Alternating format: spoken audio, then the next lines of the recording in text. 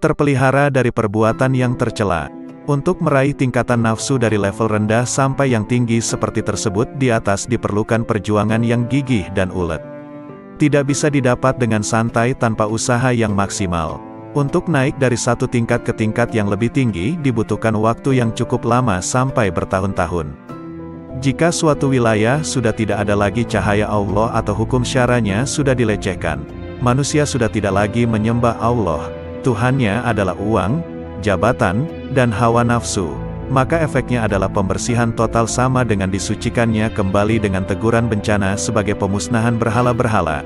Maka dari itu umur keberlangsungan dunia itu tergantung bagaimana manusia-manusianya mengakui dengan perbuatan hati bahwa tiada Tuhan selain Allah, yang maha berkuasa dalam memberi maslahat dan menarik mudarat.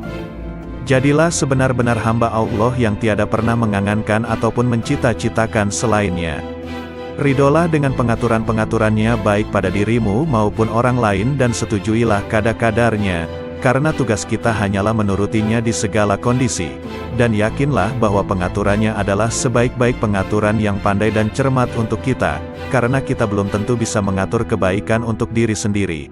Yakin dan percayalah kau akan mendapatkan yang lebih baik di akhirat kelak yang telah Allah sediakan untuk hamba-hambanya yang menuruti. Nabi Muhammad Sallallahu Alaihi Wasallam.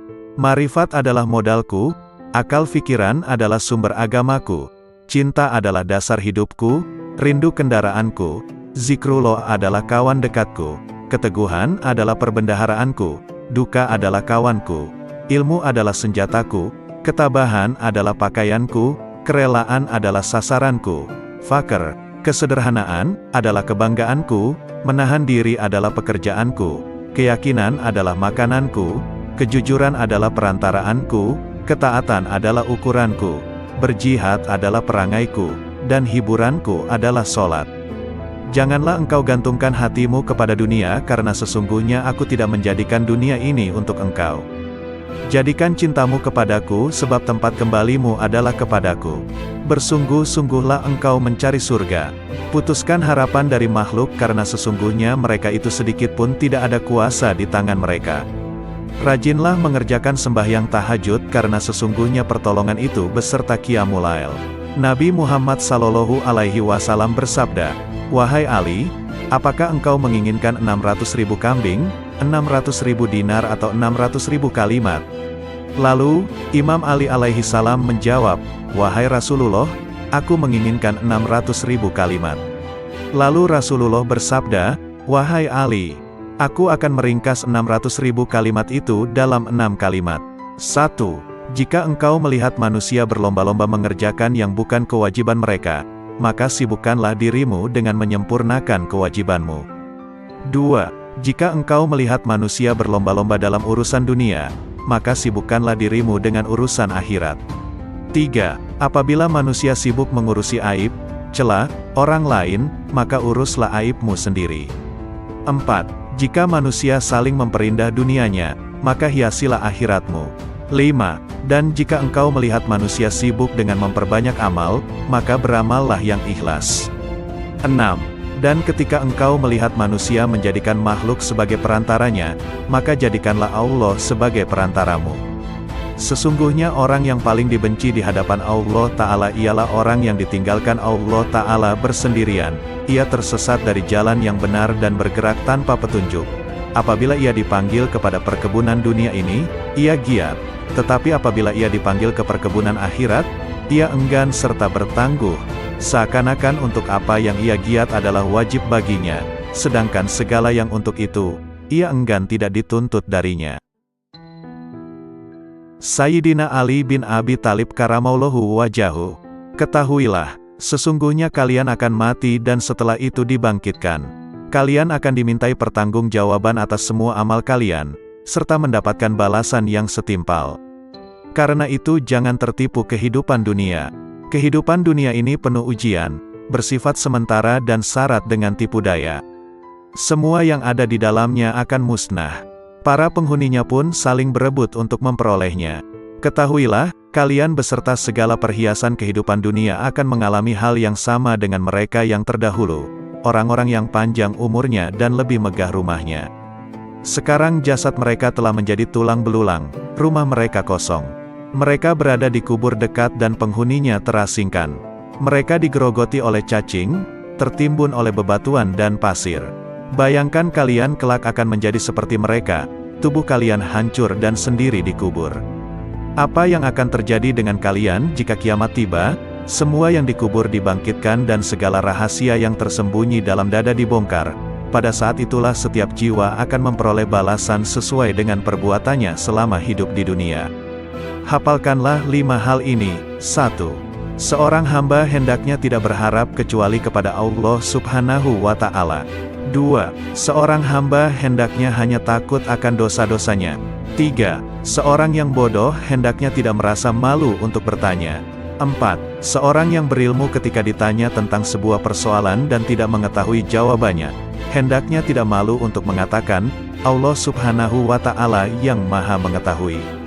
5. Bagi iman, sabar ibarat kepala sebuah tubuh, sehingga tidak sempurna iman seseorang yang tidak memiliki kesabaran. Asy-Syahid Sayyidina Hasan Syababul Jannah radhiyallahu anhu. Tinggalkan apa yang meragukan hatimu, beralihan kepada sesuatu yang tidak meragukan hatimu, karena sesungguhnya kebenaran itu membawa ketenangan di dalam hati. Manusia celaka karena 3 hal, sombong, rakus dan dengki. Sombong adalah penyebab rusaknya agama dan karena sifat inilah iblis mendapat laknat. Rakus adalah musuh bagi hati manusia dan karena sifat inilah Nabi Adam dikeluarkan dari surga. Dengki adalah menuju kejahatan dan karena sifat inilah Kabil membunuh Habil. Asy-Syahid Sayyidina Husain Syababul Jannah radhiyallahu anhu. Bila mana dunia dianggap sesuatu yang sangat berharga, maka sesungguhnya pahala Allah Subhanahu wa Ta'ala adalah lebih berharga dan lebih mulia. Bila mana tubuh ini dirawat hanya untuk menyambut kematian, maka terbunuhnya seseorang dengan pedang di jalan Allah Subhanahu wa Ta'ala lebih utama. Bila mana rizki yang sudah ditentukan, maka sedikitnya keserakahan seseorang dalam berusaha adalah lebih baik. Bila mana harta benda dihimpun hanya untuk ditinggalkan, maka apa gunanya seorang pelit terhadap sesuatu yang pasti ia tinggalkan. Sabar adalah mahkota, kesetiaan adalah harga diri, memberi adalah kenikmatan, banyak bicara adalah membual, omong kosong, tergesa-gesa adalah kebodohan, kebodohan adalah aib, berlebih-lebihan, dalam berkata, adalah omong kosong, berteman dengan orang yang ahli berbuat hina adalah kejahatan dan berteman dengan ahli kefasikan adalah pusat prasangka buruk. Bila mana dirimu digigit oleh kekejaman massa, maka janganlah kamu mengadu kepada manusia. Dan janganlah kamu meminta selain kepada Allah Tuhan yang Maha Penolong, yang Maha Tahu dan yang Maha Benar. Karena seandainya kamu hidup dan kamu telah berkeliling dari belahan barat sampai ke belahan timur, maka tentu kamu tidak menemukan seorang pun yang mampu membuat orang lain bahagia atau sengsara. Syekh Al-Imam Ibrahim bin Adham, radhiyallahu anhu. 10 pesan Ibrahim bin Adham. 1. Kalian mengenal Allah tetapi kalian tidak menunaikan haknya. 2. Kalian mengaku mencintai Rasul-Nya, tetapi kalian meninggalkan sunnahnya. 3. Kalian membaca Al-Quran, tetapi kalian tidak mengamalkan isinya. 4. Kalian banyak diberi nikmat karunia, akan tetapi kalian tidak mensyukurinya. 5. Kalian mengatakan bahwa setan adalah musuh, tetapi kalian justru mengikuti langkahnya. 6. Kalian mengaku bahwa surga adalah benar adanya, namun kalian tidak melakukan amalan-amalan yang mengantar ke sana. 7. Kalian mengaku bahwa neraka adalah benar adanya, tetapi kalian tidak lari dari panas siksanya. 8. Kalian mengaku bahwa kematian benar adanya, namun kalian tidak mempersiapkan diri ke sana. 9. Kalian sibuk mengurusi kekurangan orang lain, tetapi kalian lupa akan kekurangan diri sendiri. 10. Kalian menguburkan jenazah, akan tetapi tidak mau mengambil pelajaran dari peristiwa kematian. Ada 7 perkara yang perlu diingat. 1. Orang yang banyak bicara janganlah kamu harapkan sangat kesadaran hatinya. 2. Orang yang banyak makan janganlah kamu harapkan sangat kata-kata hikmat darinya. 3. Orang yang banyak bergaul dengan manusia janganlah kamu harapkan sangat kemanisan ibadahnya. 4. Orang yang cinta kepada dunia janganlah kamu harapkan sangat husnul hatimahnya. 5. Orang yang memilih berkawan dengan orang yang zalim janganlah kamu harapkan sangat kelurusan agamanya. 6. Orang yang mencari keridhaan manusia janganlah harapkan sangat akan keridhaan Allah Subhanahu wa Ta'ala daripadanya. Sayyidina Al-Imam Ali Zainal Abidin As-Sajjad, radhiyallahu anhu. Wahai nafsu, hentikanlah kecondonganmu kepada dunia dan kecenderungan untuk meramaikannya.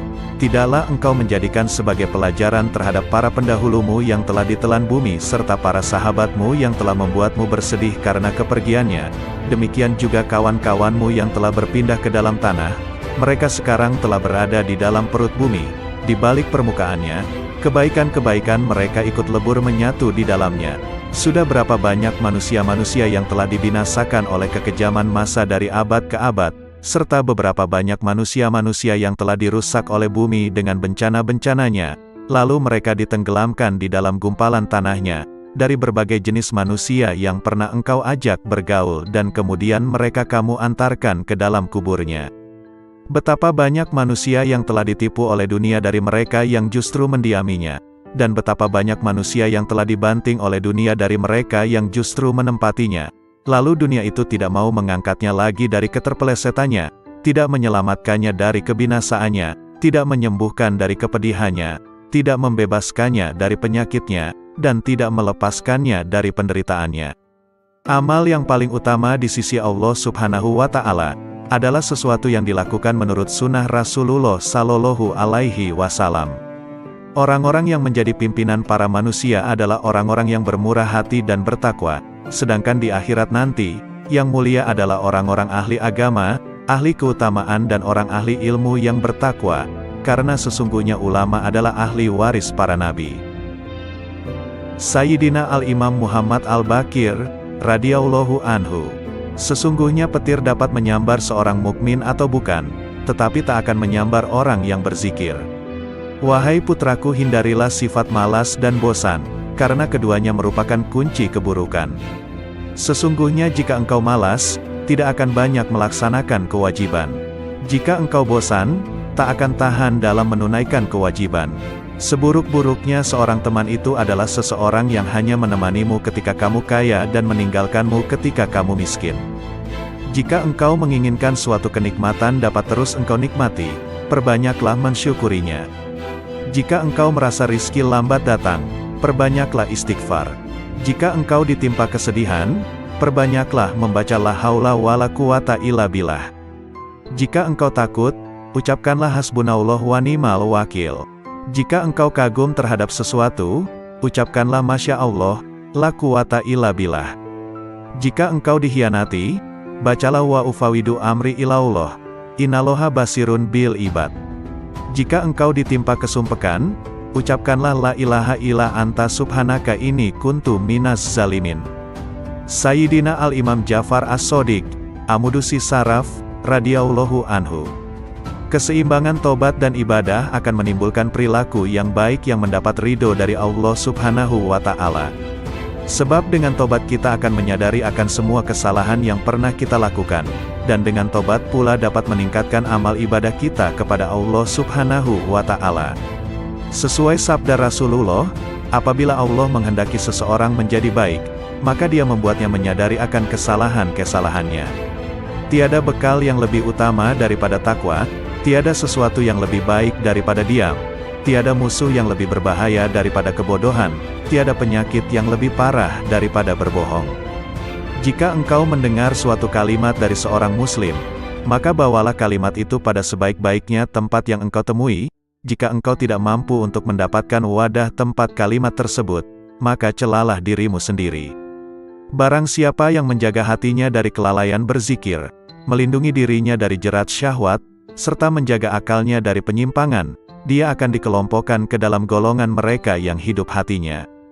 Kemudian bagi mereka yang menjaga diri dari memanfaatkan ilmu pengetahuan yang dimilikinya untuk kepentingan pribadi, yang memelihara keimanannya dari bid'ah-bid'ah yang merusak, serta memelihara hartanya dari sesuatu yang haram, maka dirinya akan dikelompokkan ke dalam golongan orang-orang yang soleh. Jika engkau menjumpai sesuatu yang tidak engkau sukai dari perbuatan saudaramu, maka carilah satu, atau bahkan sampai 70 alasan, untuk membenarkan perbuatan saudaramu itu. Jika engkau masih belum mendapatkannya, maka katakanlah, semoga ia mempunyai alasan tertentu, kenapa berbuat demikian, yang aku tidak mengetahuinya. Duhai anakku, barang siapa membuka aib orang lain, maka aib keturunannya akan tersingkap. Barang siapa menghunus pedang seorang yang bengis, maka dia akan terbunuh darinya. Barang siapa menggali lubang untuk mencelakakan saudaranya, maka dia sendiri yang akan terjerumus ke dalamnya. Barang siapa memasuki tempat-tempat yang biasa dikunjungi orang-orang bodoh, maka dia akan direndahkan. Barang siapa bergaul dengan ulama, dia akan dimuliakan. Dan barang siapa memasuki tempat-tempat kemaksiatan, maka dia akan dituduh berbuat maksiat. Imam Hasan Basri, radhiyallahu anhu, hidup di dunia bagaikan ular berbisa yang lembut sentuhannya dan racunnya akan mematikan.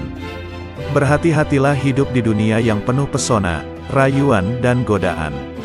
Engkau tidak akan memperoleh hakikat iman selama engkau mencela seseorang dengan sebuah aib yang ada pada dirimu sendiri. Perbaikilah aibmu, baru kemudian engkau perbaiki orang lain. Setiap kau perbaiki satu aibmu, maka akan tampak aib lain yang harus kau perbaiki. Akhirnya kau sibuk memperbaiki dirimu sendiri.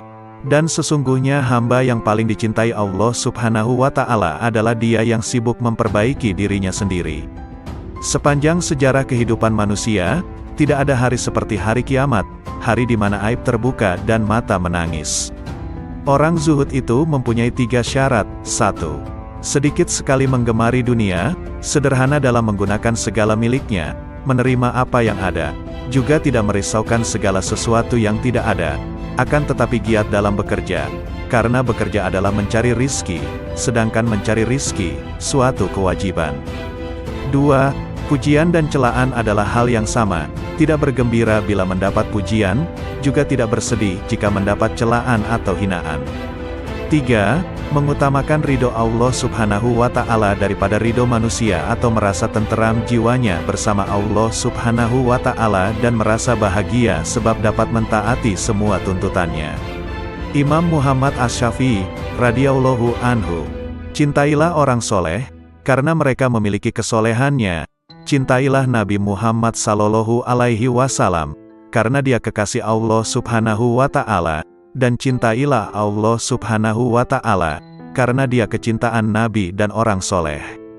Dunia adalah tempat yang licin dan menggelincirkan, rumah yang hina, bangunan-bangunannya akan runtuh, penghuninya akan beralih ke kuburan, perpisahan dengannya adalah sesuatu keniscayaan, kekayaan di dunia sewaktu-waktu bisa berubah menjadi kemiskinan, bermegah-megahan adalah suatu kerugian, maka memohonlah perlindungan Allah Subhanahu wa Ta'ala, terimalah dengan hati yang lapang segala karunia-Nya. Jangan terpesona dengan kehidupanmu di dunia sehingga meninggalkan kehidupan akhirat. Ketahuilah, sesungguhnya hidupmu di dunia akan sirna, dindingnya juga miring dan hancur, maka perbanyaklah perbuatan baik dan janganlah terlalu banyak berangan-angan. Menganggap benar dengan hanya satu pandangan merupakan suatu bentuk ketertipuan. Berpegangan dengan suatu pendapat itu lebih selamat daripada berkelebihan dan penyesalan. Melihat dan berpikir, keduanya akan menyingkap keteguhan hati dan kecerdasan. Bermusyawarah dengan orang bijak merupakan bentuk kemantapan jiwa dan kekuatan mata hati. Ketahuilah bahwa orang yang jujur kepada Allah Subhanahu wa Ta'ala, ia akan selamat. Barang siapa yang bersemangat dengan agamanya, ia pun akan selamat dari kerusakan, dan barang siapa yang berlaku zuhud dengan urusan dunianya, niscaya kelak pahala Allah Subhanahu wa Ta'ala akan nampak indah di matanya. Tujuan dari ilmu adalah mengamalkannya, maka ilmu yang hakiki adalah yang terefleksikan dalam kehidupannya, bukannya yang bertengger di kepala. Jika engkau melihat seseorang berjalan di atas air dan bisa terbang di udara, maka janganlah kehebatan itu menjadikan kalian lengah dan terheran-heran kepadanya sampai kamu mengetahui secara persis atas apa yang dikerjakannya itu berlandaskan pada Al-Quran dan As-Sunnah. Jika rasa ujub menghinggapi aktivitasmu, maka lihatlah keridhaan siapa yang kau harapkan, pahala mana yang kau suka, sanksi mana yang kau benci. Maka jika engkau memikirkan satu di antara kedua hal ini, niscaya akan hadir di depan matamu apa yang sudah kamu lakukan. Bid'ah itu terbagi menjadi 2 macam, segala sesuatu yang baru dan tidak sejalan dengan Al-Quran, Sunnah, Atsar, Ijma itu merupakan bid'ah dalalah, bid'ah yang sesat. Sementara jika sesuatu yang baru itu tidak berseberangan dengan Al-Quran, hadis, atsar dan ijma, maka sesuatu yang baru itu disebut bid'ah hasanah, bid'ah yang baik. Barang siapa yang dipancing untuk marah, namun ia tidak marah, maka dia tak ubahnya keledai, dan barang siapa yang diminta keridoannya namun tidak ridho, maka dia adalah syaitan. Tawadu adalah perkara yang sangat diidam-idamkan. Orang yang paling tinggi kedudukannya adalah mereka yang tidak melihat kedudukannya sendiri. Akan tetapi tawadu di hadapan orang yang tidak bisa menghargai orang lain merupakan bentuk kezaliman terhadap diri sendiri. Dasar ilmu adalah kemantapan dan buahnya adalah keselamatan.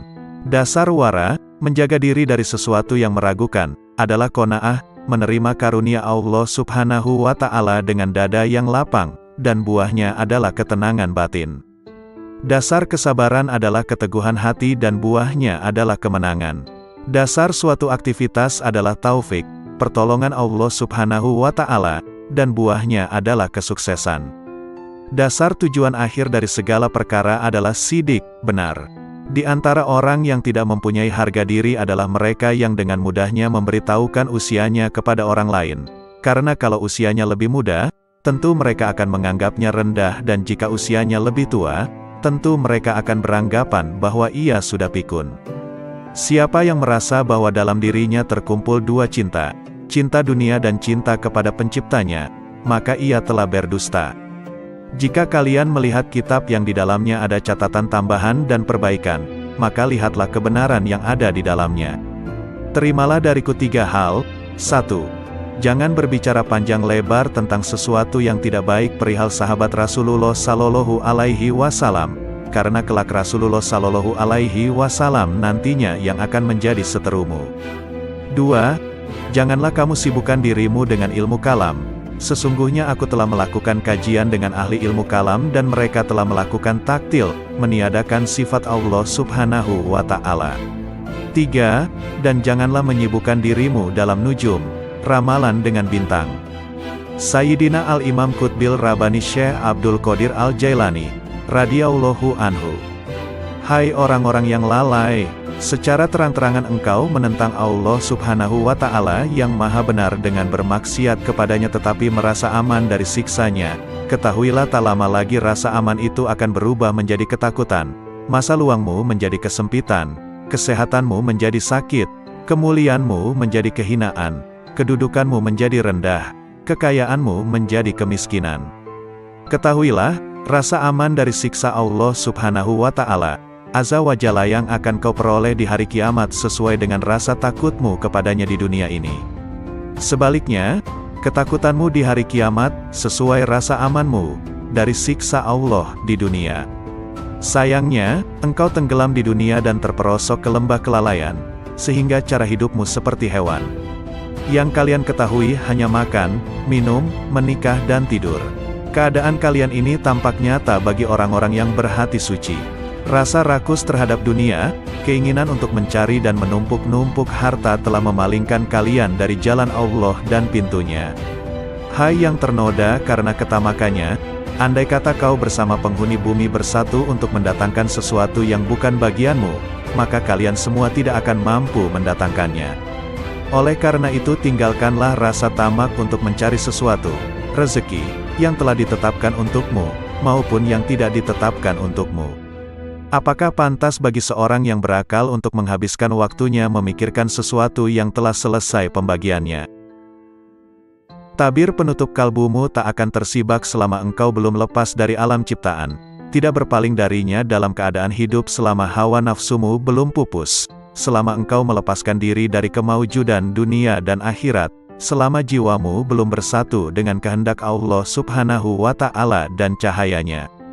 Jika jiwamu bersatu dengan kehendak Allah Subhanahu wa Ta'ala dan mencapai kedekatan dengannya lewat pertolongannya, makna hakiki bersatu dengan Allah Subhanahu wa Ta'ala ialah berlepas diri dari makhluk dan kedirian, serta sesuai dengan kehendaknya tanpa gerakmu, yang ada hanya kehendaknya. Inilah keadaan fana dirimu, dan dalam keadaan itulah engkau bersatu dengannya, bukan bersatu dengan ciptaannya. Sesuai firman Allah Subhanahu wa Ta'ala, tak ada sesuatu pun yang serupa dengannya, dan dialah yang maha mendengar dan maha melihat. Anakku, pertama-tama nasihatilah dirimu, kemudian nasihatilah orang lain. Perhatikanlah dirimu, jangan mengurusi orang lain. Jangan mengurusi orang lain selama dalam dirimu masih ada sesuatu yang harus diperbaiki. Sungguh celaka, engkau mengetahui cara menyelamatkan orang lain. Engkau buta, bagaimana dapat menuntun orang lain? Hanya yang memiliki penglihatan tajamlah yang mampu menuntun umat manusia. Hanya orang yang mengenal Allah Subhanahu wa Ta'ala lah yang dapat mengembalikan manusia ke jalannya. Seseorang yang tidak mengenalnya, bagaimana dapat menuntun umat manusia ke jalannya? Kalian menghadiri majelis ilmu hanya untuk mencari jalan keluar bagi permasalahan duniawi kalian, bukan untuk mengobati penyakit hati.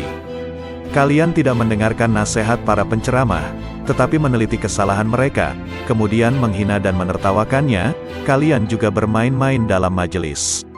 Sesungguhnya kalian sedang mempertaruhkan diri kepada Allah Subhanahu wa Ta'ala yang Maha Agung dan Maha Mulia. Segeralah bertobat. Jangan mencontoh musuh-musuh Allah Subhanahu wa Ta'ala. Berusahalah untuk mengambil manfaat dari apa yang kalian dengar. Syekh Imam Al-Ghazali, radhiyallahu anhu. Renungkanlah pendeknya umurmu. Andai kata engkau berumur 100 tahun sekalipun, maka umurmu itu pendek jika dibandingkan dengan masa hidupmu kelak di akhirat yang abadi, selama-lamanya. Coba renungkan agar dapat beristirahat pensiun selama 20 tahun. Dalam 1 bulan atau setahun engkau sanggup menanggung berbagai beban berat dan kehinaan di dalam mencari dunia. Tetapi mengapa engkau tidak sanggup menanggung beban ibadah selama beberapa hari demi mengharapkan kebahagiaan abadi di akhirat nanti? Jangan panjang angan-angan, engkau nanti akan berat untuk beramal. Yakinilah bahwa tak lama lagi engkau akan mati. Katakan dalam hatimu, pagi ini aku akan beribadah meskipun berat. Siapa tahu nanti malam aku mati. Malam ini aku akan sabar beribadah, siapa tahu besok aku mati. Sebab, kematian tidak datang pada waktu, keadaan dan tahun tertentu, yang jelas pasti ia datang. Oleh karena itu, mempersiapkan diri menyambut kedatangan maut lebih utama daripada mempersiapkan diri menyambut dunia. Bukankah kau menyadari betapa pendek hidupmu di dunia? Bukankah bisa jadi ajalmu hanya tersisa 1 tarikan dan hembusan nafas atau 1 hari? Setiap hari lakukanlah hal ini dan paksakan dirimu untuk sabar beribadah kepada Allah Subhanahu wa Ta'ala. Andai kata engkau ditakdirkan untuk hidup selama 50 tahun dan kau biasakan dirimu untuk sabar beribadah, nafsumu akan tetap berontak, tetapi ketika maut menjemput kau akan berbahagia selama-lamanya. Tetapi, ketika engkau tunda-tunda dirimu untuk beramal, dan kematian datang di waktu yang tidak kau perkirakan. Kehidupan seorang muslim tidak dapat dicapai dengan sempurna, kecuali mengikuti jalan Allah yang dilalui secara bertahap. Tahapan-tahapan itu antara lain, tobat, sabar, fakir, zuhud, tawakal, cinta, makrifat dan ridha. Karena itu seseorang yang mempelajari tasawuf wajib mendidik jiwa dan akhlaknya.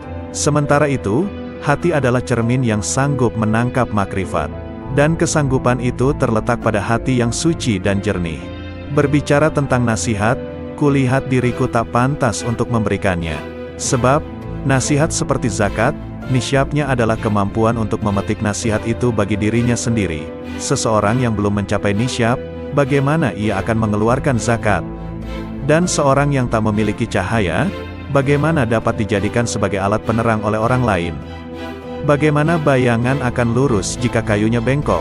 Allah Subhanahu wa Ta'ala mewahyukan kepada Isa bin Maryam alaihi salam, nasihatilah dirimu, jika kau mampu memetik nasihat, maka nasihatilah orang lain. Jika tidak, maka malulah kepadaku, barang siapa hendak mengetahui aib-aibnya, maka ia dapat menempuh 4 jalan berikut. 1. Duduk di hadapan seorang guru yang mampu mengetahui keburukan hati dan berbagai bahaya yang tersembunyi di dalamnya. Kemudian ia memasrahkan dirinya kepada sang guru dan mengikuti petunjuknya dalam bermujahadah membersihkan aib itu. Ini adalah keadaan seorang murid dengan syekhnya dan seorang pelajar dengan gurunya. Sang guru akan menunjukkan aib-aibnya dan cara pengobatannya, tapi di zaman ini guru semacam ini langka.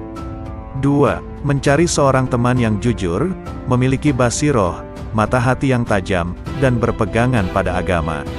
Ia kemudian menjadikan temannya itu sebagai pengawas yang mengamati keadaan, perbuatan, serta semua aib batin dan zohirnya, sehingga ia dapat memperingatkannya. Demikian inilah yang dahulu dilakukan oleh orang-orang cerdik, orang-orang terkemuka dan para pemimpin agama. 3. Berusaha mengetahui aib dari ucapan musuh-musuhnya. Sebab pandangan yang penuh kebencian akan berusaha menyingkapkan keburukan seseorang. Bisa jadi manfaat yang diperoleh seseorang dari musuh yang sangat membencinya dan suka mencari-cari kesalahannya adalah lebih banyak dari teman yang suka bermanis muka, memuji dan menyembunyikan aib-aibnya. Namun, sudah menjadi watak manusia untuk mendustakan ucapan musuh-musuhnya dan menganggapnya sebagai ungkapan kedengkian. Tetapi, orang yang memiliki mata hati jernih mampu memetik pelajaran dari berbagai keburukan dirinya yang disebutkan oleh musuhnya. 4. Bergaul dengan masyarakat. Setiap kali melihat perilaku tercela seseorang, maka ia segera menuduh dirinya sendiri juga memiliki sifat tercela itu. Kemudian ia tuntut dirinya untuk segera meninggalkannya. Sebab, seorang mukmin adalah cermin bagi mukmin lainnya. Ketika melihat aib orang lain ia akan melihat aib-aibnya sendiri. Sangat jauh jika bermaksud memaknai sehat atau kenyang tanpa mengalami sendiri rasa sehat atau kenyang. Mengalami mabuk lebih jelas daripada hanya mendengar tentang arti mabuk, meskipun yang mengalaminya mungkin belum pernah mendengar teori mabuk. Maka mengetahui arti dan syarat-syarat zuhud tidak sama dengan bersifat zuhud.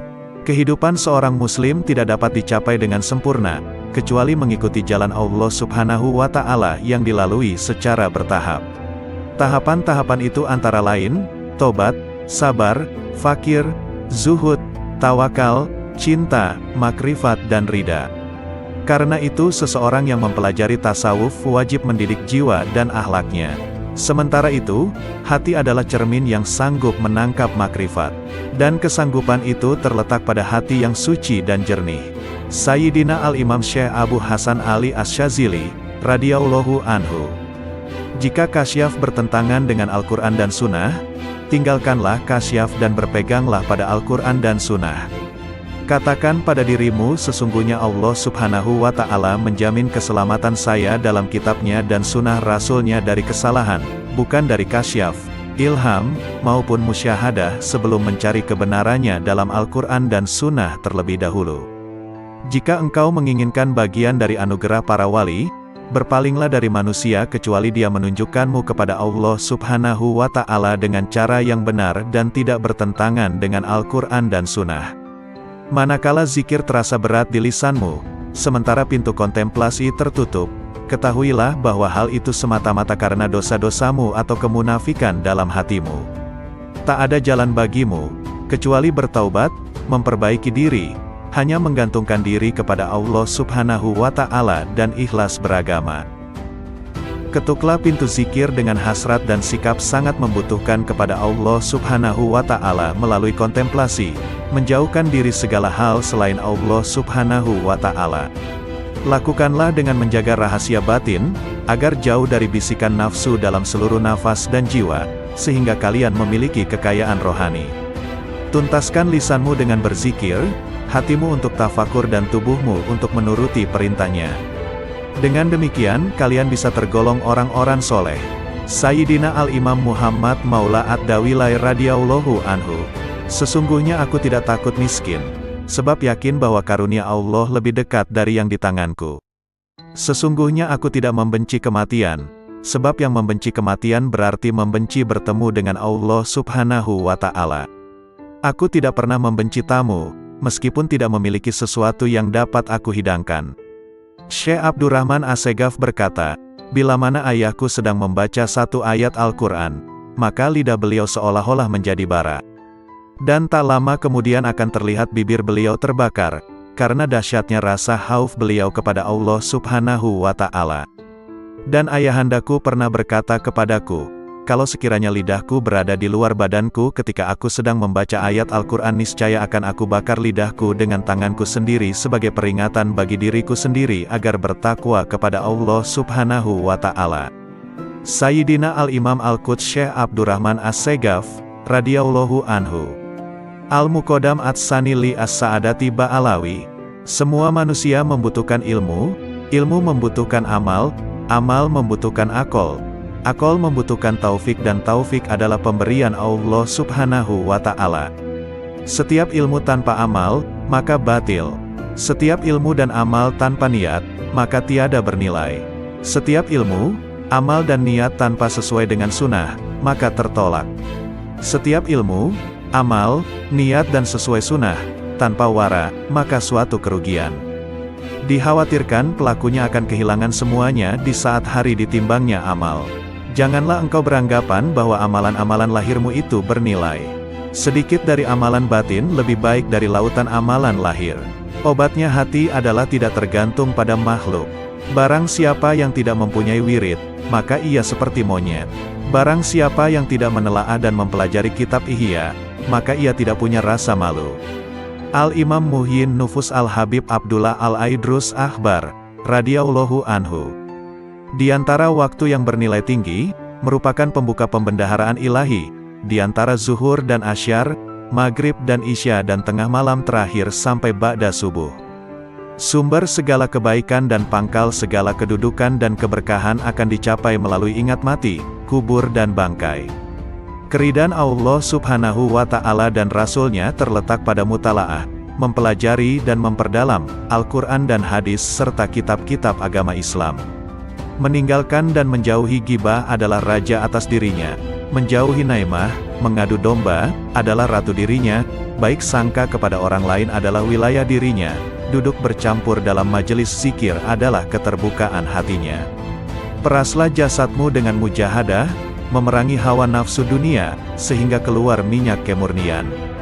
Barang siapa yang menginginkan keridhaan Allah, hendaklah mendekatkan diri kepada Allah Subhanahu wa Ta'ala, karena keajaiban dan kelembutan Allah terdapat pada akhir malam. Jangan kau abaikan sedekah pada setiap hari sekalipun sekecil atom. Perbanyaklah baca Al-Quran setiap siang dan malam hari. Ciri-ciri orang yang bahagia adalah mendapatkan taufik dalam hidupnya, banyak ilmu dan amal serta baik perangai maupun tingkah lakunya. Orang yang berakal adalah yang diam, tidak bicara sembarangan. Orang yang takut pada Allah Subhanahu wa Ta'ala adalah orang yang banyak sedih, merasa bersalah. Orang yang roja, mengharap ridho Allah Subhanahu wa Ta'ala, adalah orang yang banyak melakukan ibadah. Orang yang mulia adalah yang bersungguh-sungguh dalam kebaikan dan ridho Allah Subhanahu wa Ta'ala yang didambakan hidupnya. Orang yang bertaubat adalah yang menyesali perbuatannya, menjauhi pendengaran yang tidak bermanfaat, dan mendekatkan diri kepada Allah Subhanahu wa Ta'ala. Al-Imam Qutbil Irfan Al-Habib Ali As-Sakran, radhiyallahu anhu. Barang siapa memiliki hubungan dengan orang-orang yang telah meninggal dunia dengan terbiasa menghadiahkan pahala membaca Al-Quran, zikir, doa, sedekah dan ibadah lainnya, maka kelak di kubur dia tidak akan merasa kesepian. Bahkan setelah meninggal dunia dia akan merasa senang. Dia seperti orang yang berkunjung ke rumah teman yang pandai menghibur dan selalu memuliakannya. Saudaraku, jangan tinggalkan satupun sunnah dan adab yang terdapat dalam syariat, tanpa uzur, alasan yang benar. Sebab, Abdullah bin Mubarak radhiyallahu anhu berkata, barang siapa meremehkan adab, akibatnya dia akan meninggalkan sunnah. Dan barang siapa meremehkan sunnah, akibatnya dia akan meninggalkan yang wajib, akibatnya dia tidak akan memperoleh makrifat. Rasulullah Shallallahu Alaihi Wasallam bersabda, maksiat merupakan utusan, kurir, kekufuran. Memandang remeh hal-hal yang makruh akan mendorong seseorang untuk berbuat yang haram dan meremehkan yang haram akan mendorong seseorang untuk kufur. Oleh karena itu, wahai saudaraku, dengan berlandaskan sunnah dan hukum-hukum syariat, biasakan dirimu untuk menentang dan tidak mengikuti keinginan nafsu. Curahkanlah semua tenagamu untuk berjuang mendapatkan keridhaan Allah Subhanahu wa Ta'ala dan kesuksesan di hari esok. Al-Imam Qutbil Anfas Al-Habib Umar Al-Ettas, radhiyallahu anhu. Sumber-sumber ilmu tidak akan berkurang sedikit pun dari generasi terkemudian, akan tetapi pada umumnya mereka datang dengan membawa wadah yang bocor, sehingga tidak memperoleh ilmu kecuali sedikit. Sebagian orang yang datang dengan membawa bejana yang dapat mencukupi dalam waktu sebulan, ada juga yang mencukupinya hanya 8 hari, ada juga yang hanya mencukupinya sehari, tetapi ada juga yang dapat mencukupinya sepanjang hidupnya. Dulu di antara manusia ada yang datang membawa pelita lengkap dengan minyak dengan koreknya, yakni dengan persiapan yang lengkap, sehingga gurunya dapat menyalakan. Tetapi kini banyak di antara mereka yang datang kepada gurunya, tetapi mereka tidak membawa apapun yang gurunya dapat menyalakan. Hendaknya orang-orang yang menghendaki keselamatan akhirat meninggalkan tidurnya, demi untuk mendapatkan siraman rahmat di malam hari. Hendaknya kalian senantiasa menghadirkan hati kalian kepada Allah Subhanahu wa Ta'ala, dan hendaknya kalian bertawakal kepadanya sepenuh hati, sebab Allah Subhanahu wa Ta'ala mengetahui dimanapun kalian berada. Alangkah entengnya musibah dalam agama menurut kalian, padahal kalian tidak pernah menyatakan belasungkawa andai kata aku terlambat sholat berjamaah. Bila waktu sholat telah tiba, tinggalkanlah semua kegiatanmu, sebab Allah Subhanahu wa Ta'ala lebih pantas diperhatikan daripada yang lain. Janganlah terlalu peduli dengan dunia dan penghuninya, dan janganlah merasa iri pula dengan pakaian atau makanan yang dimiliki oleh penghuninya. Yang dikatakan orang baik adalah seorang yang telah melewati pintu surga sampai masuk ke dalamnya. Perbanyaklah membaca istighfar dan alhamdulillah sebanyak mungkin setelah membaca maulud. Perbanyaklah baca istighfar dan solawat, karena keduanya adalah sebaik-baik zikir yang dapat menolong kesulitan di masa kini. Perhatikan kebiasaan baik yang engkau inginkan, wafat dalam kebiasaan itu, karena itu tetaplah dalam kebiasaan itu, dan perhatikanlah kebiasaan buruk yang engkau tidak inginkan wafat dalam kebiasaan seperti itu, karena itu jauhilah kebiasaan itu.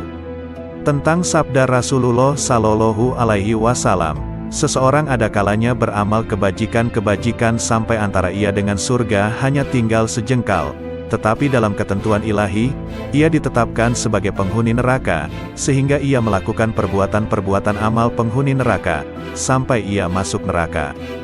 Seseorang ada kalanya beramal kejahatan-kejahatan sampai antara ia dengan neraka hanya tinggal sejengkal, tetapi dalam ketetapan ilahi, ia ditetapkan sebagai calon penghuni surga, maka ia beramal penghuni surga, sampai ia masuk surga. Pendapat Habib Umar Al-Atta tentang sabda Nabi Shallallahu Alaihi Wasallam di atas. Seseorang yang selalu mengerjakan amalan ahli surga, kebanyakannya akan masuk ke dalam surga, sebab perbuatan lahiriah adalah lambang perbuatan batiniah. Jika ia masuk ke dalam neraka, maka hal itu jarang sekali. Hal itu seperti orang yang jatuh dari tempat yang tidak terlalu tinggi. Tentunya orang itu tidak akan berbahaya. Demikian pula seorang yang melakukan amal-amal ahli neraka, kebanyakannya ia akan masuk ke dalam neraka, tetapi jika ia masuk ke dalam surga, maka hal itu jarang sekali terjadi. Hal itu seperti orang yang jatuh dari puncak gunung, kebanyakan akan wafat. Al-Imam Qutbil Irsyad wal Bilad Al-Habib Abdullah Al-Haddad, radhiyallahu anhu. Sesungguhnya aku tidak ingin bercakap-cakap dengan masyarakat, aku juga tidak menyukai pembicaraan mereka, dan tidak peduli kepada siapapun dari mereka. Sudah menjadi tabiat dan watakku bahwa aku tidak menyukai kemegahan dan kemasyhuran. Aku lebih suka berkelana di gurun Sahara. Itulah keinginanku, itulah yang kudambakan. Namun, aku menahan diri tidak melaksanakan keinginanku agar masyarakat dapat mengambil manfaat dariku. Ketahuilah, amal yang bernilai tinggi adalah amal yang dianggap kecil dan dipandang remeh oleh nafsu. Adapun amal yang dipandang mulia dan bernilai oleh nafsu, pahalanya dapat sirna, baik karena pelakunya, amalnya itu sendiri ataupun karena orang lain yang berada sekitarnya. Di zaman ini kita harus berhati-hati, sebab zaman ini adalah zaman syubhat. Para ulama menyatakan, tidak sepatutnya seorang yang berilmu bingung membedakan yang baik dan buruk. Sebab, kebaikan dan keburukan adalah dua hal yang sangat jelas. Setiap orang dapat membedakannya. Seorang berilmu ketika harus memilih satu di antara dua kebaikan atau dua keburukan, maka dia akan memilih kebaikan yang terbaik dan meninggalkan keburukan yang terburuk. Ikut langkah-langkah ulama salaf, ulama terdahulu, akan membuahkan kebaikan yang amat besar, walaupun si pengikut bukan tergolong ahli batin. Tetapi jika ia serasikan langkahnya dengan ulama salaf, maka ia akan mendapatkan seperti apa yang didapat oleh mereka para salaf solihin. Jika satu zaman itu rusak, maka wajiblah bagi mereka yang hidup di zaman itu, untuk mengikuti jejak langkah ulama salaf solihin. Jika tidak mampu menyamakan diri dengan mereka dalam setiap langkah, paling tidak hampir menyamai mereka, sebab setiap orang dalam kehidupan itu harus memiliki panutan, imam. Sedang orang yang tidak memiliki panutan, imam, maka panutannya adalah setan. Seorang murid, pencari jalan menuju Allah, tidak boleh menyakiti hati gurunya karena belajar dan ilmunya tidak akan diberi berkah. Ada kalanya seseorang murid, pencari jalan menuju Allah, diuji dengan kemiskinan, kepapaan dan kesempitan dalam kehidupan. Maka hendaknya ia bersyukur kepada Allah Subhanahu wa Ta'ala, disebabkan dengan hal tersebut di atas dan harus beranggapan berprasangka bahwa takdir kehendak Allah menjadikan Anda miskin, papa dan susah serta sempit sebagai sebesar-besarnya kenikmatan karena dunia adalah musuh Allah. Anda harus bersyukur, maka Allah akan mengangkat derajatnya sama dengan para nabinya, para auliyanya dan hamba-hamba yang soleh. Ketahuilah bahwa rizki itu telah ditentukan dan telah dibagikan oleh Allah Subhanahu wa Ta'ala. Di antara hamba-hambanya ada yang diluaskan rezekinya dan dilapangkan kehidupannya, dan dikurangkan rizkinya menurut kebijaksanaannya. Bersifatlah qanaah, cukup, atas apa yang ditentukan Allah bagimu.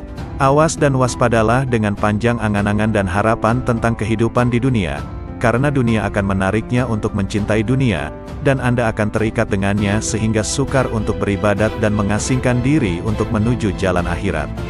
Aku tidak pernah melihat ada yang benar-benar memberi, selain Allah Subhanahu wa Ta'ala. Jika ada seseorang memberiku sesuatu, kebaikannya itu tidak meninggikan kedudukannya di sisiku, karena aku menganggap orang itu hanyalah perantara saja. Awas, jangan sekali-kali Anda mentaati syaikh, guru, itu hanya lahiriah semata, karena ketahuilah bahwa syaikh itu dapat melihat ketaatanmu padanya, di belakangnya Anda membantah dan mendurhakai karena sangkaanmu, Anda sangka Allah tidak tahu kelakuanmu, sedangkan syaikh-mu itu dekat dengannya.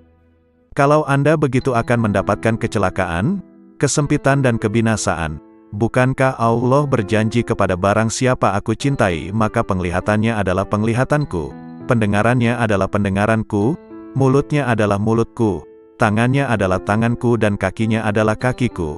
Barang siapa memusuhinya atau menyakitinya, maka aku dan para malaikatku mengumandangkan perang terhadap dirinya.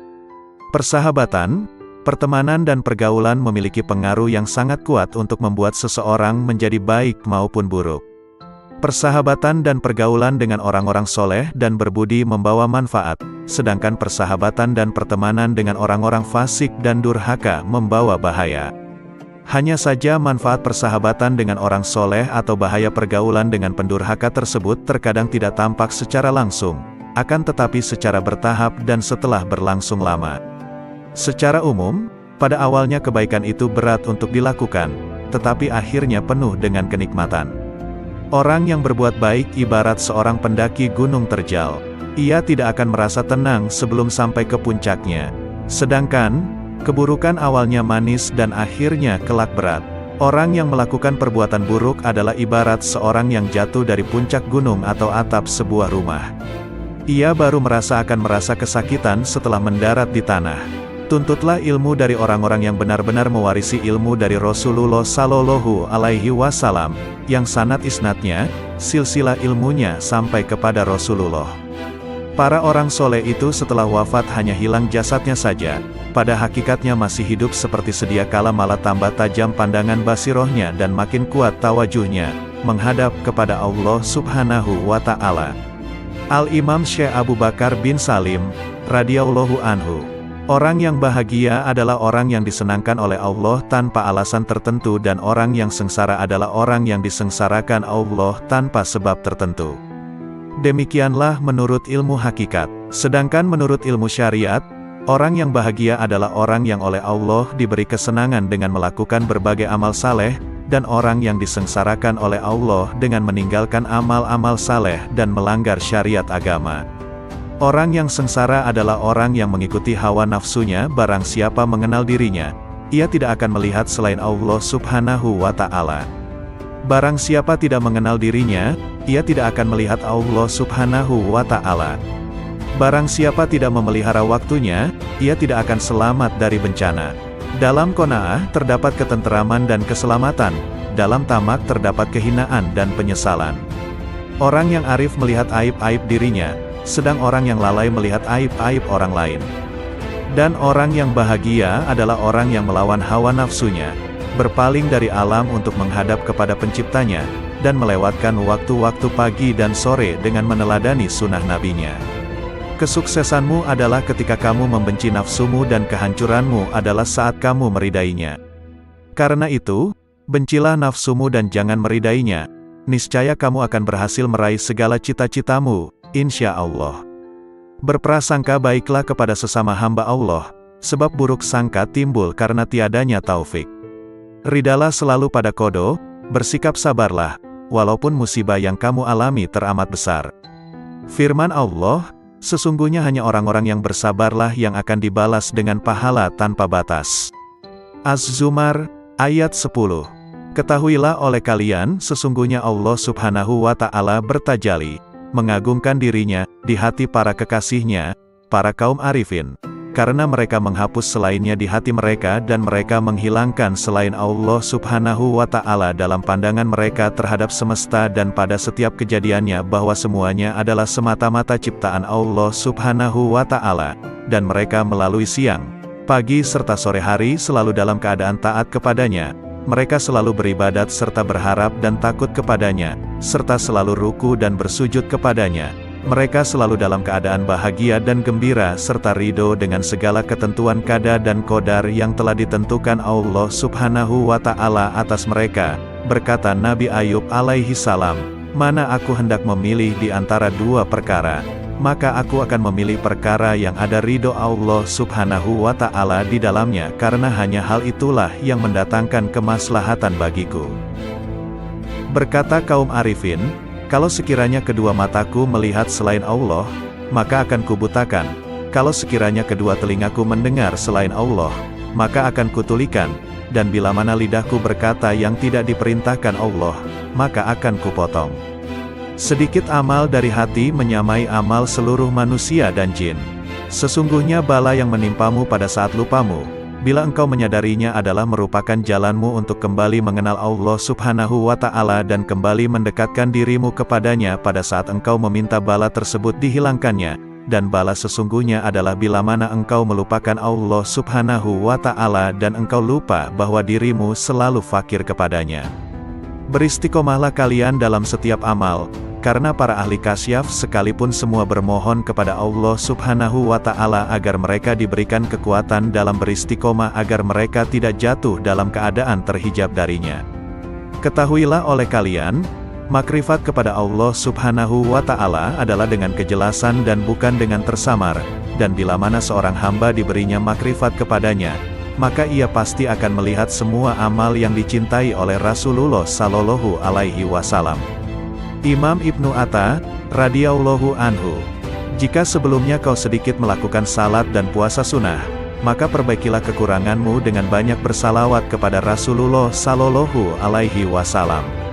Andai kata sepanjang hidupmu engkau melakukan segala jenis ketaatan dan kemudian Allah Subhanahu wa Ta'ala bersalawat kepadamu sekali saja, maka satu solawat Allah ini akan mengalahkan semua amalmu itu. Sebab, engkau bersalawat kepada Rasulullah sesuai dengan kekuatanmu, sedangkan Allah Subhanahu wa Ta'ala bersalawat kepadamu sesuai dengan kebesarannya. Ini jika Allah Subhanahu wa Ta'ala bersalawat kepadamu sekali, lalu bagaimana jika Allah Subhanahu wa Ta'ala membalas setiap solawatmu dengan 10 solawat sebagaimana yang disebutkan dalam sebuah hadis sahih? Betapa indah hidup ini jika kau isi dengan ketaatan kepada Allah Subhanahu wa Ta'ala, dengan berzikir kepadanya dan bersalawat kepada Rasulullah Sallallahu Alaihi Wasallam.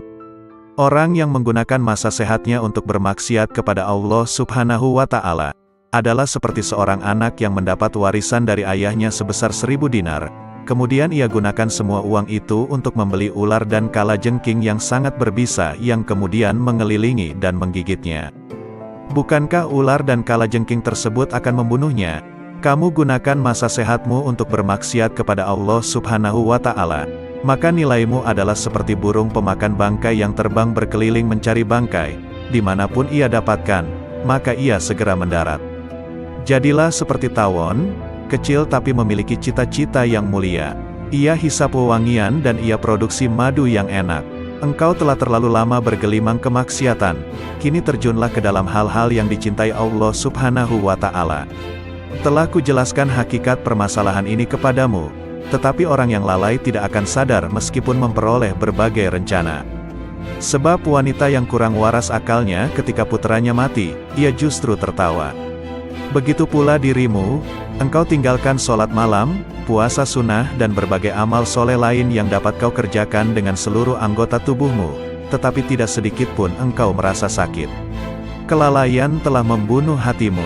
Orang hidup akan merasa sakit ketika tertusuk jarum, akan tetapi, sesosok mayat tidak akan merasa sakit meskipun tubuhnya dipotong-potong dengan sebilah pedang.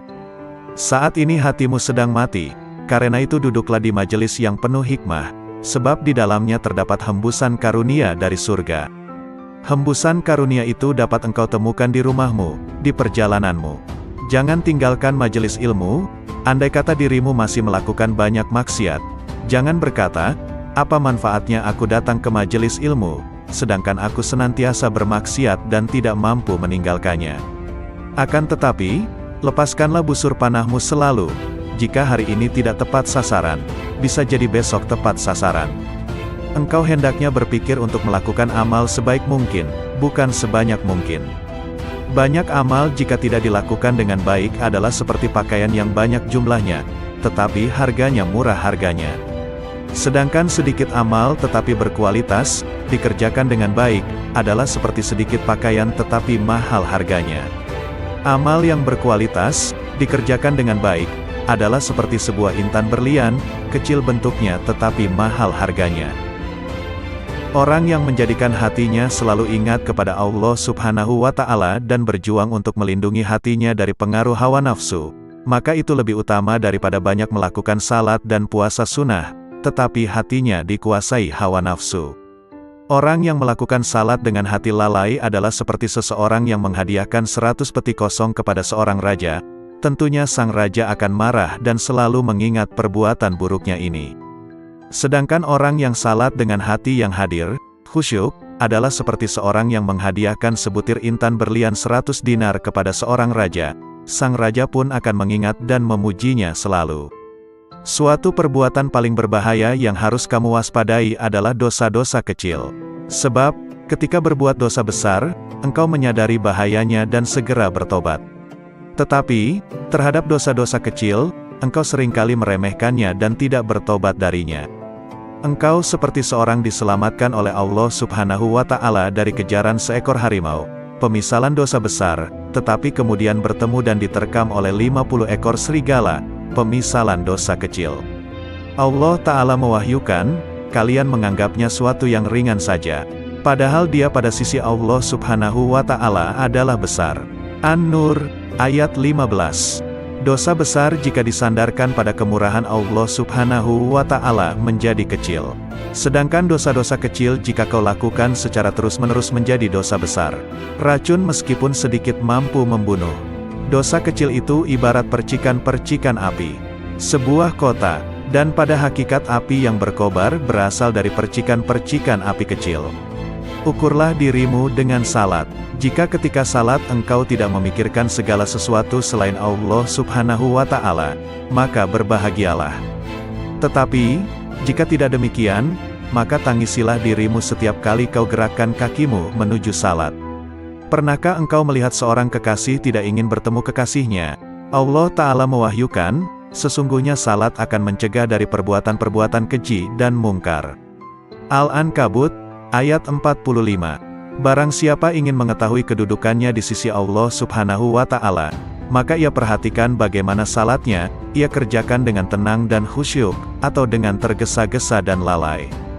Jika salat tersebut ternyata kau lakukan dengan lalai dan tergesa-gesa, maka taburkanlah pasir ke wajahmu.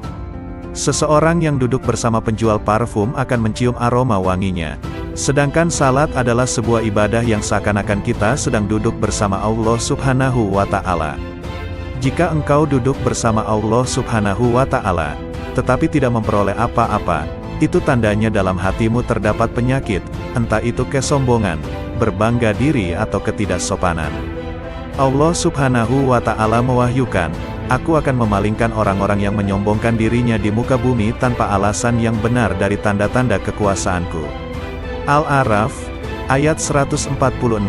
Selepas salat ia tidak pantas bergegas, tergesa-gesa untuk meninggalkan tempat salatnya. Akan tetapi, hendaknya dia berzikir kepada Allah Subhanahu wa Ta'ala dan beristighfar memohon ampun kepadanya atas segala kekurangan yang ia lakukan di dalam salatnya. Berapa banyak salat yang tidak layak untuk diterima Allah Subhanahu wa Ta'ala, tetapi setelah engkau beristighfar memohon ampun kepadanya atas salat tersebut, Allah Subhanahu wa Ta'ala kemudian menerimanya. Dahulu Rasulullah Shallallahu Alaihi Wasallam selepas salat beristighfar sebanyak 3 kali. Sesungguhnya orang yang bermaksiat kepada Allah Subhanahu wa Ta'ala adalah dia yang tidak mengenal siksanya, dan orang yang tidak taat kepadanya adalah dia yang tidak mengetahui pahala yang Allah sediakan. Andai kata mereka melihat siksa neraka, tentu mereka tidak akan lalai. Dan andai kata mereka melihat berbagai kenikmatan yang disediakan Allah Subhanahu wa Ta'ala bagi penghuni surga, tentu sekejap pun mereka tidak akan meninggalkan ibadah. Jika engkau berteman dengan para pecinta menyeretmu untuk mencintai dunia. Jika engkau berteman dengan para pecinta akhirat, maka mereka akan membawamu untuk mencintai Allah Subhanahu wa Ta'ala.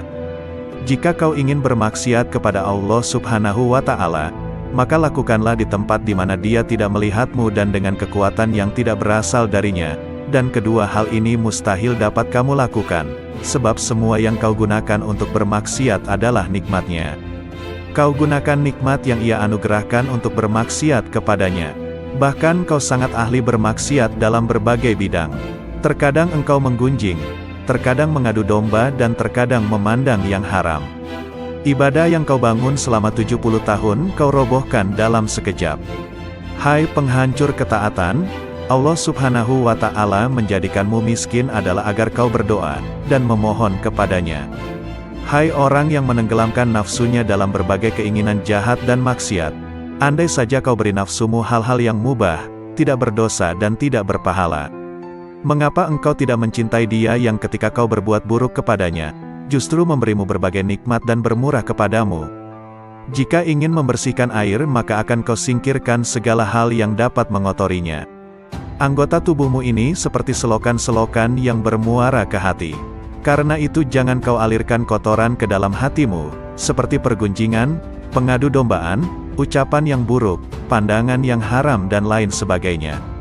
Hati akan bercahaya dengan memakan makanan halal, berzikir, membaca Al-Quran dan menjaga mata dari pandangan yang tidak mendatangkan pahala, pandangan yang kurang disukai agama dan pandangan yang haram.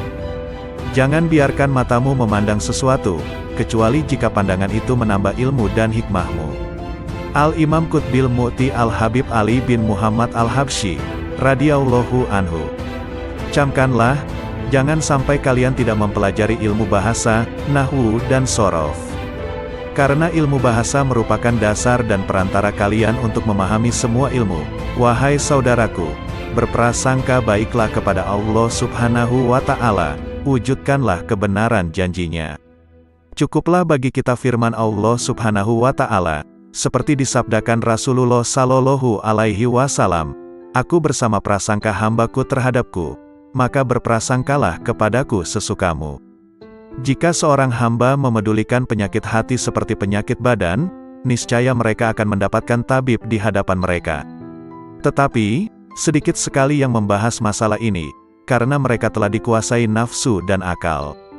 Jika tak ada ketamakan, dan tak ada satu makhluk pun keluar dari lingkaran jejak Nabi Shallallahu Alaihi Wasallam, tidak akan ada manusia mengejar dunia yang fana ini atau berpaling dari kebahagiaan akhirat yang kekal. Tak ada derajat yang lebih tinggi daripada prasangka baik, karena di dalam prasangka baik, terdapat keselamatan dan keberuntungan. Di dalam keluasan rahmat Allah Subhanahu wa Ta'ala sirnalah amalmu seperti amal setiap makhluk. Di dalam rahasia Allah Subhanahu wa Ta'ala, yang dititipkan pada makhluknya, terdapat sesuatu yang mengharuskan untuk berkeyakinan bahwa semua makhluk adalah aulia. Keteguhan yang sempurna berbeda-beda. Keteguhan dalam perkataan berbeda dengan keteguhan dalam perbuatan. Keteguhan dalam perbuatan berbeda dengan keteguhan dalam beramal. Keteguhan dalam beramal berbeda dengan keteguhan dalam mencari. Keteguhan dalam mencari berbeda dengan keteguhan dalam apa yang dicari. Sedangkan hakikat, secara utuh dan merupakan kedudukan yang terakhir, adalah tidak memalingkan pandangan dari Allah Subhanahu wa Ta'ala sekedip mata pun, bahkan yang lebih cepat dari itu. Janganlah kau putuskan kehadiranmu di tempat-tempat yang baik karena alasan kesibukan dunia. Hati-hatilah karena itu merupakan tipu daya setan. Hadirkanlah Allah Subhanahu wa Ta'ala ketika sendirian. Sembahlah Dia, seakan melihatnya, dan jika tidak melihatnya, sesungguhnya Dia melihatmu. Orang yang lalai mengira bahwa dirinya mencapai kelezatan dunia tanpa mengetahui bahwa sebenarnya kemanisan dunia bercampur dengan kepahitannya. Sedangkan kehidupan indah yang sebenarnya adalah berpaling dari dunia, kemudian masuk ke hadirat yang maha kaya dengan sifat fakir, miskin, lalu memetik sesuatu yang indah dari tempat itu. Kerjakanlah segala perintah Allah Subhanahu wa Ta'ala dan tinggalkanlah larangannya. Jangan sampai Allah Subhanahu wa Ta'ala melihatmu melakukan apa yang dilarangnya, atau kehilanganmu pada perintahnya. Bangkitlah untuk memenuhi hak Allah Subhanahu wa Ta'ala. Bersemangatlah melakukan sesuatu yang membuat para salaf mulia. Cabutlah ketajaman dari sarung pedang tabiatmu yang membelah akar cinta dari asalnya.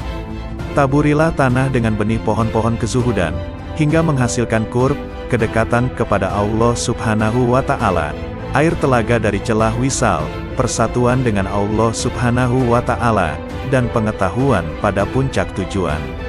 Sesungguhnya, balasan setiap amal tergantung dari niatnya. Hadis riwayat Bukhari dan Muslim. Niat seorang mukmin lebih baik daripada amalnya. Sudah menjadi sifat seorang mukmin untuk menetapkan berbagai amal yang agung dan berusaha mengamalkannya, padahal dia hanya mampu mengamalkan sebagian darinya. Sebagai contoh adalah orang yang berniat menggunakan semua nafasnya, waktunya, untuk membaca wirid, zikir atau untuk berpikir. Ternyata dia hanya mampu menggunakan sebagian waktunya saja. Apa yang telah dia kerjakan itu baik, tapi niatnya tersebut lebih baik dari amal yang telah dia kerjakan. Syekh Salman Al-Farisi, radhiyallahu anhu. 3 kelompok manusia yang membuatku heran hingga tertawa. 1. Orang yang senantiasa mengangan-angankan dunia, padahal kematian selalu mengejarnya. 2. Orang yang lalai, padahal semua perbuatannya tidak akan dilalaikan, akan dibalas. 3. Orang yang tertawa, padahal dia tidak tahu, Allah Subhanahu wa Ta'ala yang maha memelihara alam semesta, murka atau ridha kepadanya. Hati dan jasad adalah seperti seorang tunanetra, orang buta, dan seorang lumpuh memasuki sebuah kebun. Si lumpuh berkata kepada sang tunanetra, "Aku bisa melihat buah-buahan yang ada di kebun ini tetapi tidak dapat memetiknya, karena aku lumpuh. Kau tidak dapat melihatnya, tetapi kau tidak